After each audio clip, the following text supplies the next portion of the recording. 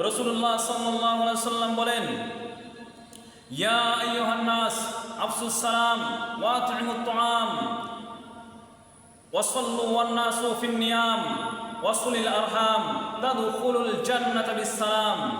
রাসূলুল্লাহ সাল্লাল্লাহু আলাইহি ওয়াসাল্লাম বলেন, ইয়া আইয়ুহান নাস, হে লোক সকল, আফসুস সালাম, তোমরা সালামের প্রসার ও প্রসার ঘটাও, বেশি বেশি করে মানুষকে সালাম দাও। ওয়া আত'ইমুত তুআম, এবং একজন অন্যজনকে খানার মাধ্যমে আপ্যায়ন করো, খানা খিলাও। তৃতীয় নম্বর হচ্ছে ওয়াসাল্লু ওয়ান নাসু ফিন নিয়াম, যখন মানুষরা ঘুমিয়ে যায়, গভীর রাত্রে উঠে তোমরা তাহাজ্জুদের নামাজে দাঁড়িয়ে যাও। অন্য একটি